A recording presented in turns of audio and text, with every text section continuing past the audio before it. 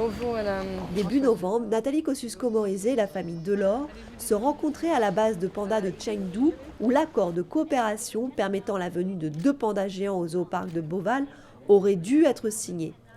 Aurait dû, parce que cette signature fut ajournée, mettant à l'épreuve la patience de la famille Delors. Installer des pandas au parc de Beauval, c'est un rêve de 20 ans. J'ai construit ce parc par amour des animaux. Et le panda est un de mes animaux favoris, un de mes animaux préférés. Il a fallu 6 années de travail pour préparer l'arrivée des pandas. Il fallait déjà prendre contact avec la base de pandas de Chengdu, être introduit où nous sommes aujourd'hui.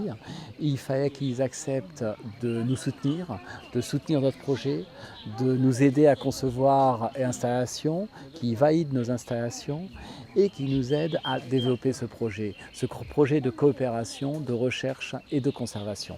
Les responsables de la base de Chengdu qui sont venus visiter les installations des pandas à Beauval ont même dit que celles-ci étaient les plus belles qu'ils avaient vues.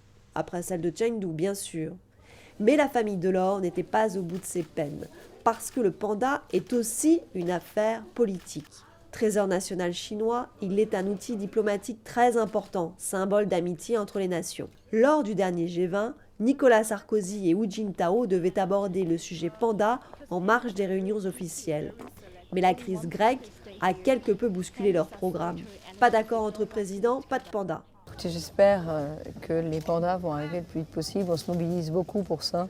Le panda, c'est bien sûr un animal extraordinaire en lui-même. Et puis c'est un symbole aussi. C'est un symbole de conservation de la biodiversité. C'est un symbole de ce que la biodiversité peut nous apporter d'émerveillement et en même temps de sa fragilité.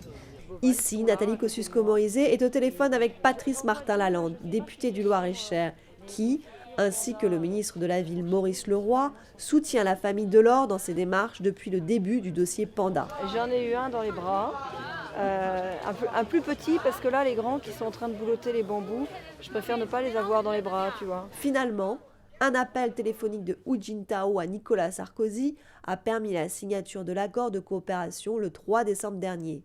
Une longue histoire qui se termine bien.